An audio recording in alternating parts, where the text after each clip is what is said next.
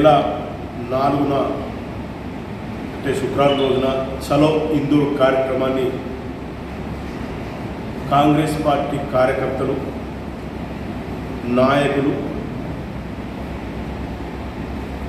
విజయవంతం చేయాలని చెప్పేసి కాంగ్రెస్ పార్టీ తరఫున మేము పిలుపునిస్తున్నాం. మహేష్ కుమార్ గౌడ్ గారు పిసిసి అధ్యక్షుడిగా నియామకమైనటువంటి సందర్భంలో తన పదవి బాధ్యతలు చేపట్టిన తర్వాత తొలిసారిగా ఇందూరు జిల్లా మీద అడుగుపెట్టబోతున్నటువంటి బహుజన జాతి బిడ్డకు, నాయకుడికి కాంగ్రెస్ పార్టీ నాయకులు, విద్యార్థులు, మేధావులు, దళిత బహుజనులు, డాక్టర్లు, లాయర్లు ప్రతి ఒక్కరికి కూడా 4వ తారీఖు నాడు జరిగే 4 గంటలకు జరిగే బహిరంగ సభకు తరలి రావాలని మహేష్ కుమార్ గౌడ్ గారికి ఘన స్వాగతం పలకాలని మేము కోరుతున్నాం.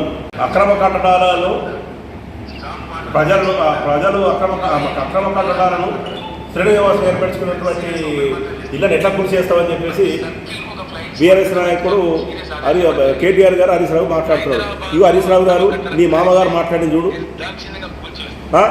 నువ్వు కేటీఆర్ గారు మీ అయ్యగారు మాట్లాడింది చూడు. 20,000 అక్రమ కట్టాలని చెప్పి సాక్షాత్ మాజీ ముఖ్యమంత్రి కేసీఆర్ చెప్తున్నాడు కదా. అప్పుడు ఉన్నటువంటి చెప్పినటువంటి మీ అయ్యగారు చెప్పినటువంటి సోయి లేదా మీకు? నీ పరిపాలన కదా, నిర్దేశంగా ధ్వంసం చేయమంటాడు. ఇంకా రేవంత్ రెడ్డి గారు, ముఖ్యమంత్రి గారు రేవంత్ రెడ్డి గారు తీసుకున్న నిర్ణయము భావితరాలకు ఉపయోగపడేది.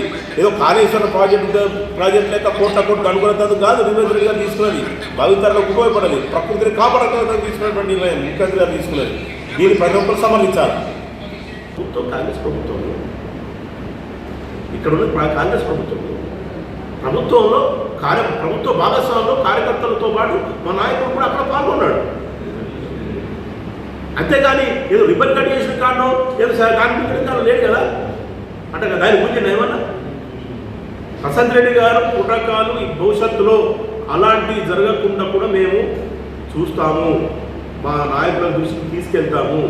కానీ మీలాగా 10 ఏళ్ళు ప్రశాంత్ రెడ్డి గారు తమ్ముడు అజయ్ రెడ్డి గారు లెక్కలో, ఇంకా మీ చిట్టినాయుడు అప్పుడు కేసీఆర్ మనవాడు చిట్టినాయుడు అధికారం లేకపోయినా కానీ ఏ అధికారికంగా పోయి రాముల వారికి అదే అనిపించిండు, చెప్పాలని కూడా తలంబ్రాలు ఏ రకంగా సమర్పించిండు చెప్పాలని కూడా చాలా ఉన్నాయి.